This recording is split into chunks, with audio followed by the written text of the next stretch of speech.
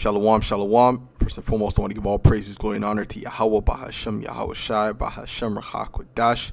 Double honors to the apostles and elders of Great Millstone. Salutations. Much love and respect to you, Akim, out there pushing this word out in truth and sincerity. Now, this lesson is going to be based upon this video from the elder in Baltimore, okay, Karatazaba, on his channel, Holy Bible Defenders. And, you know, this is an individual, a brother going back and forth with Vocab Malone.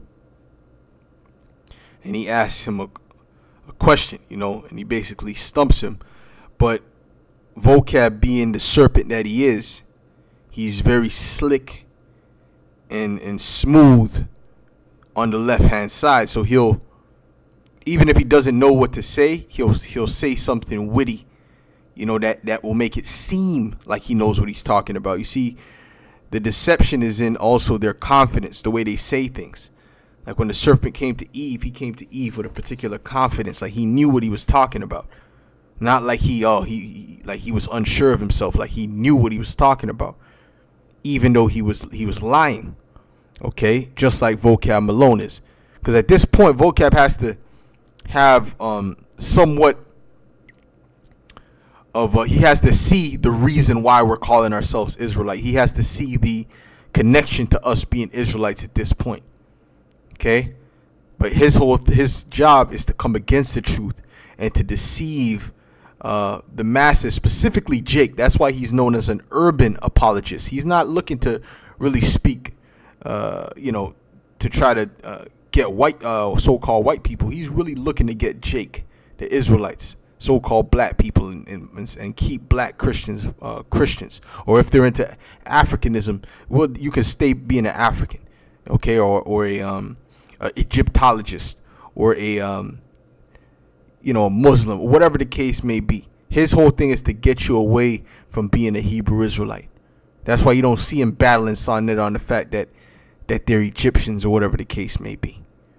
So anyways, I'm going to play this video real quick, and I have a main point to make dealing with Deuteronomy 28 and 64. It's just interesting that he doesn't present the full picture. He just presents a picture that he thinks will paint Israelites as not handling the scriptures correctly when dealing with that chapter, but he doesn't address all the points made, you know, that lead us to the conclusion. It's like he just goes to 68 and assumes that we believe we're Israelites, just 28, 68, when, you know, there's a whole chapter there of curses outlining people. And even says in the chapter that these curses will be on these people for a sign and a wonder. Basically, you know, alluding to the fact that we should be able to identify these people by the sign that God is putting on them. So, you know, if I was going to ask Vocab anything, it'd be who does these signs point to on earth? If you believe that the Israelites still exist, these signs should point to a people. So, you know, which people is it? The Israelites of the Old Testament are the people that this happened to primarily. Do they no longer exist today? Well, they have descendants. They have descendants, certainly. Well, it says that these curses would be on them for a sign, meaning we should be able to read the sign and say, okay, these are the people that this happened to. So are you saying that there's no more signs, or the people don't exist? Like, is there not a distinct people group that we can identify as the Israelites of the Old Testament? Well, you know, it's interesting the way you guys will use sign here in verse 46. It says, be a sign and a wonder against you. Right. So it's not a sign to identify the ethnic group after the ethnic group has forgotten who they are. It's a sign to show Yahweh's judgment and wrath against these. You see, notice his calm, cool composure when he says it. See, he's trained to speak the way he speaks.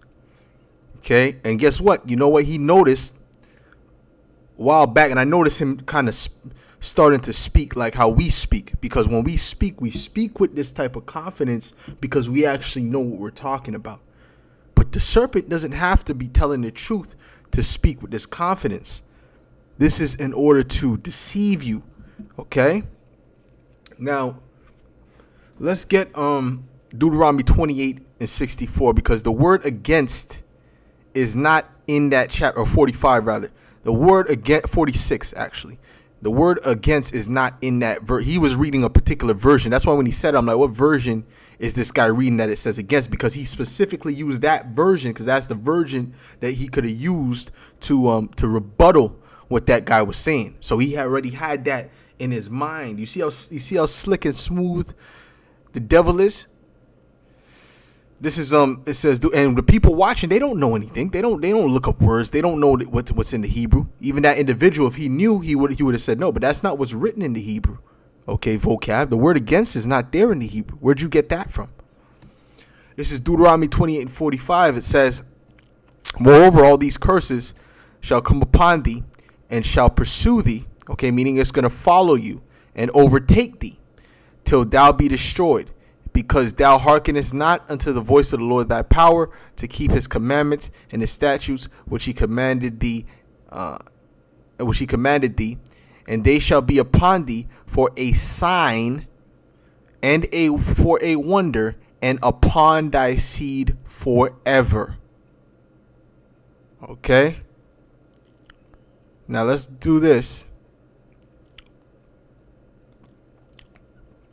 Let's look if we see the word against anywhere here. Okay? We see the word, and they shall be upon thee. The word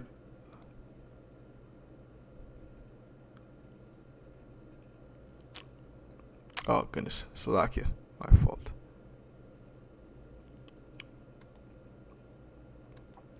Oh, she can't even click on this one. Okay, but this is not the word for against. The word for against. Anyways, we're gonna keep going. Okay, we're gonna see what else words it says. We say the word for sign, for a sign. Okay, we want to look up the word for sign, and I want to look up the word against right after I look up this word for sign. As a matter of fact, let's look up what the word against is right now. It's al. Okay, the word al, not Allah, but al. Okay, that's the word for against, right? It says what? Unto, with, against, at, okay, toward, okay, toward, unto, of motion, okay, against, all right, at, by, against. This is the word for against is al, okay, the and then the la. That word is not in Deuteronomy 28:60 and 45 or 46. Okay, so now when we look up the word sign, which is the word awath, okay, it says signs, token, ensign, miracles, a mark, just like Cain had a mark on him, a distinguishing mark. So that's the sign of these curses, is what? A distinguishing mark to identify who the Israelites are. Point blank, period. Remembrance, so you can remember who the Israelites are, and their whole and the whole thing that these other nations wanted to do was what? To get us to forget our heritage, to get us to forget that the name of Israel be no more in what? In remembrance.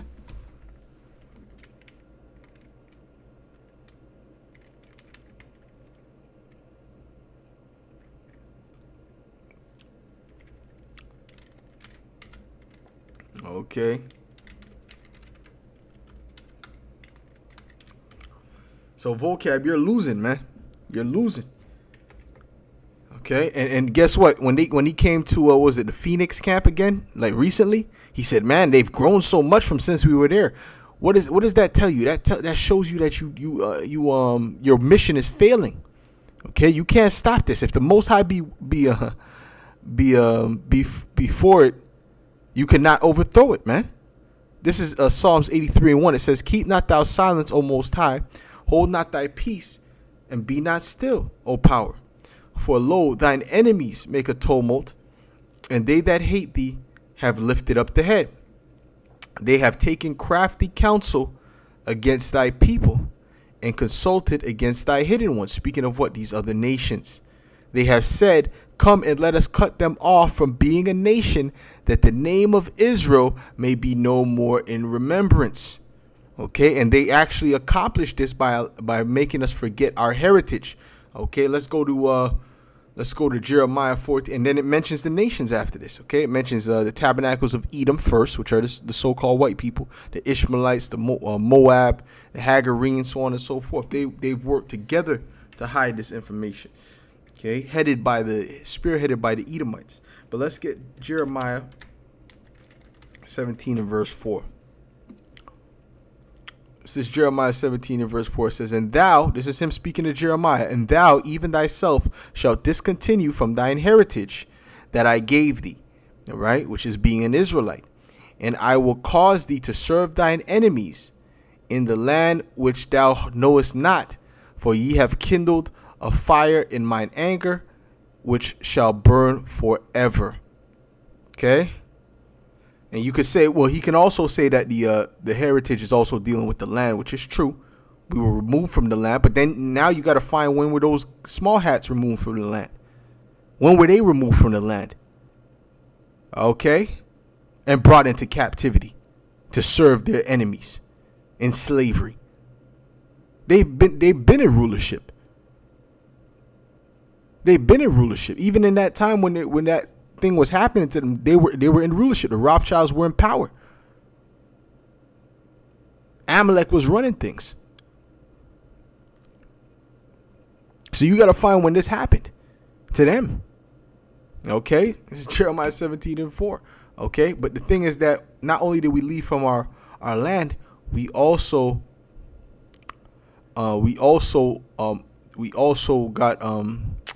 forgot our heritage. Okay, and that was part of that crafty counsel of them cutting us our ties with the Most High. Now, you come back to this chapter, Deuteronomy 28:46. It says, and they shall be upon thee, okay, for a sign, right, and for a wonder. And you're not seeing the word al anywhere here, which means against. And upon thy seed, excuse me, Salakia, for, okay, ever. Okay, and this word forever doesn't mean as in for eternity. It means for a long period of time. See, the word forever in the scriptures doesn't always mean as in eternity. Okay, sometimes it means for a long period of time. Okay. Okay. It says long duration. See, that's one of the first definitions right here, long duration. Okay, so it doesn't necessarily mean for eternity, as Vocab, when he breaks it down, will have you believe, because his whole job is to deceive. He's going to use whatever fits his narrative. But the whole book doesn't fit his narrative. He has to manipulate the book to try to fit his narrative, because the whole book fits our narrative. But this is why we try to show you that this guy here is an Edomite, and the Edomites are what? The serpent. The serpent is very cunning, very crafty. The Lord said he was the most subtle. Matter of fact, let's get that. Oh, Salakia. Okay, this is something else. Oh, yeah. Let's go to Genesis 3. It says, now the serpent, which was an actual man with serpent-like characteristics, was more subtle than any beast of the field, which the Lord power had made. And he said unto the woman, yea, hath the Most High said, ye shall not eat of every tree of the garden. All right, so he was subtle, and subtle means to not be noticeable. One of the definitions is like a web. Okay. So he tries to make when he makes a rebuttal, he tries to make the rebuttal seamless so that people can't catch the lie and the deception within it. Oh, it says against, so it doesn't really mean that. It means against, as in these are just the. This is the what did he say? the proof of the Lord's wrath against Israel. You know, he'll just say he'll put some words together and kind of try to paint over what the brother was saying. But they're very slick with it. But people can't notice the deception, because guess what? He's saying it with confidence, like he knows exactly what he's talking about, like he's heard this argument before, you know? It didn't say they were the serpent for no reason, man. Okay, it says even here, listen to how the serpent is talking. It said, and he said unto the woman, yea, hath the Most High said, ye shall not eat of every tree of the garden? And the woman said unto the serpent, we may eat of the fruit of the trees of the garden, but of the fruit of the tree which is in the midst of the garden, the Most High has said, ye shall not eat of it, neither shall ye touch it, lest ye die.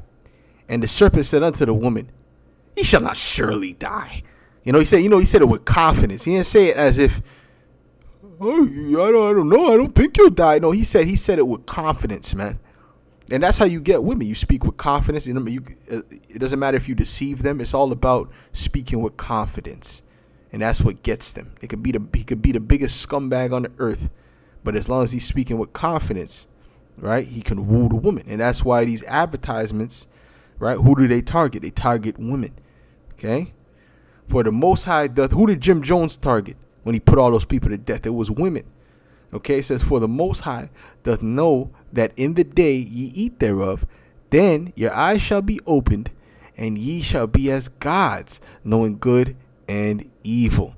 And when the woman saw that the tree was good for food, right, because it had that good appearance, just like his words, right, they sound good, they sound like it makes sense, and that it was pleasant to the eyes, and a tree to be desired, to make one wise, she took of the fruit thereof, and did eat, and gave also unto her husband with her, and he did eat.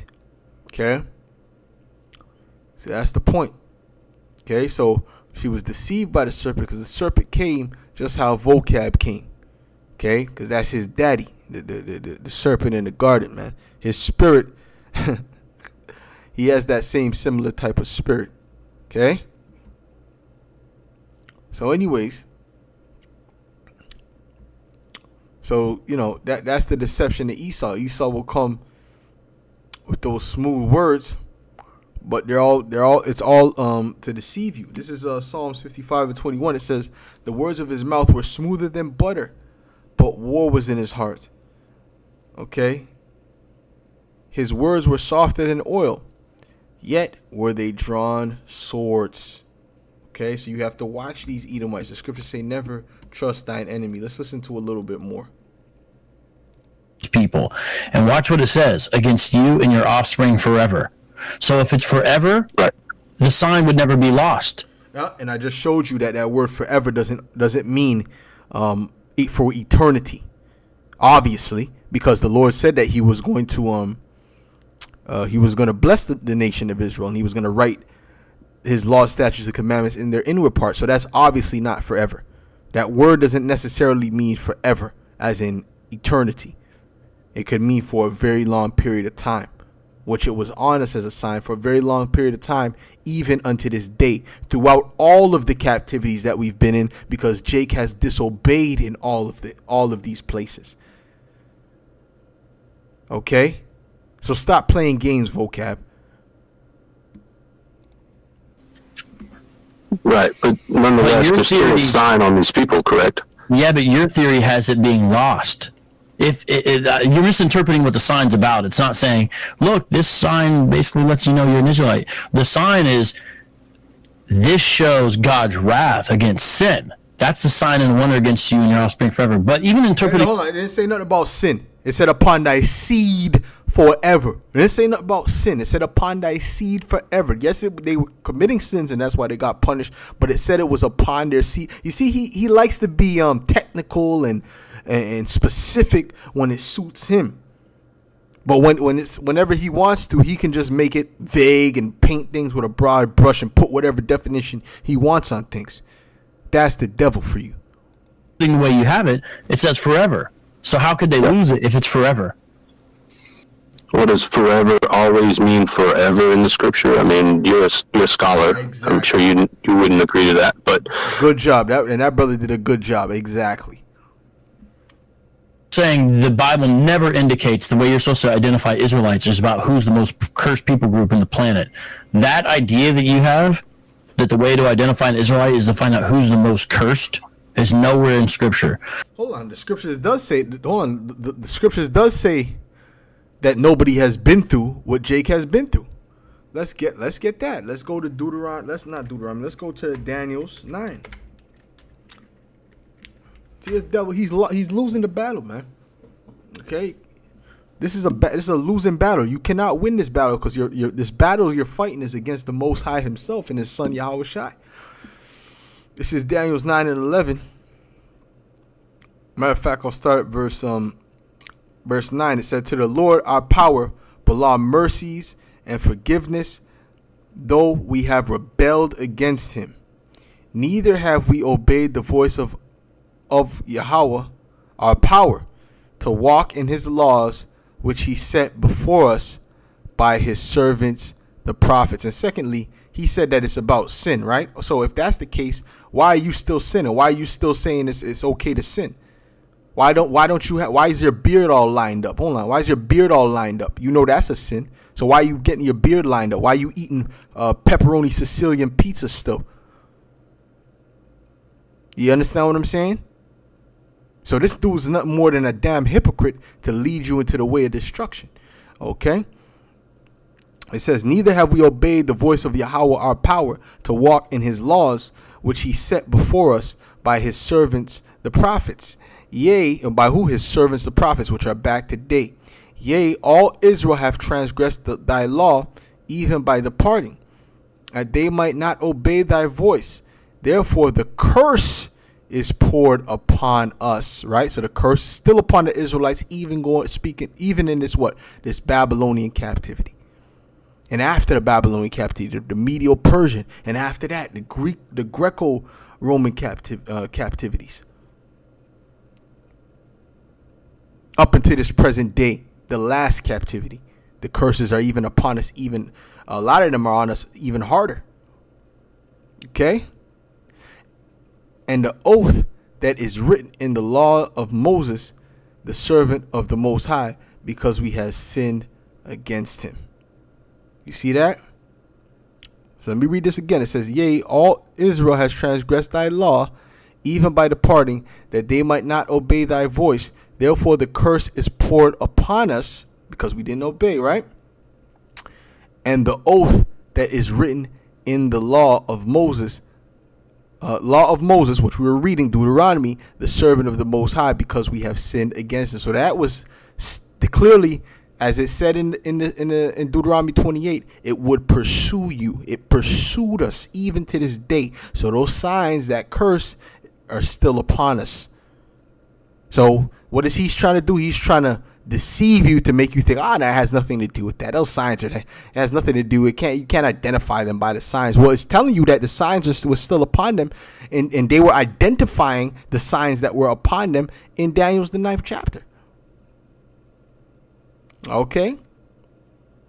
"And He hath confirmed His words which He spake against us and against our judges that judged us, by bringing upon us a great evil. For under the whole heaven hath not been done as hath been done upon Jerusalem." So upon all the nations in the earth, no one has went through what the Israelites have went through. So what he just said was incorrect, and it was a lie. Okay? He said, it's nothing in the Bible says that you can identify them by how much tribulation they went through. I'm reading it right here. It said that nothing has been done under heaven to any other nation that has been done unto the nation of Israel. Why? Because we're His people, and we're constantly getting judged for what the things we've committed. You heathen are going to get yours last. Ultimately, that's what it is, because you're going to be punished in the kingdom of heaven. See, you don't get it, man. Let's bring it back. Which Vocab, he's just a serpent. But the majority of you people that are deceived by this guy, you don't get it. I'm sure you wouldn't agree to that, but saying the Bible never indicates the way you're supposed to identify Israelites is about who's the most cursed people group in the planet. That idea that you have, that the way to identify an Israelite is to find out who's the most cursed, is nowhere in Scripture. Well, I just read it to you. Okay, that nothing has been done on the earth unto any other nation. Nothing has been done under heaven, meaning all the nations that are under heaven, none of them have went through what the Israelites have went through. And that's identifiable now, today. Everyone knows nobody has been through what the so-called blacks, Latinos, and Native Americans have been through as a people. Amalek, them small hats is not getting profiled. They're not getting stopped and pulled over by the cops and beat and shot and shit like that. They're not getting that done. They ain't going to another country and they're getting looked down upon or whatever. They don't want their daughters to marry them because they look a certain way. No, you guys are not going through the curses, man. Living in the favelas and the ghettos. They had self-imposed ghettos, man. Jake was in there against their will. So give me a break. You guys are losing. The fact is we are the Israelites, and that's the end of the story. You're just going to have to face the judgment that's at hand, man. No, you think that you're going to be able to talk your way out of judgment? It's vanity. This is Daniel 9:13. It says, as it is written in the law of Moses, all this evil has come upon us, yet made we not our prayer before Yahawah, our power, that we might turn from our iniquities and understand thy truth. Therefore hath Yahawah watched upon the evil and brought it upon us, right, even unto the last captivity, which was the transatlantic slave trade up into this day. He's been watching, but now since after the 350 years, the 3 days and a half, right, since the bulk of Judah got here, he sent the Spirit on Elder Abba Bivens, which taught King Masha, High Priest Ariyah, so on and so forth. And then, from there was the One West and the Apostle Tahar, Apostle Gabar, Apostle Rakhana, Apostle Ramlab on down taught us. And this truth is spreading like wildfire to the point we got brothers that don't look like typical Israelites all over the world. We got a brother from Italy that was just newly converted, man. So you got two brothers from Italy that look like straight up Edomite-looking Italians that are out there calling upon the names of YAHAWASHI. You cannot stop this truth, man. It says, for the Lord our power is righteous in all his works which he doeth, for we obeyed not his voice. And he said what would happen if we didn't obey his voice. The sign of the curses. So vocab, he's losing. You could tell he's losing sleep. And the closer we get to the end, the more they're gonna realize that we are those people. And I'll say shalom.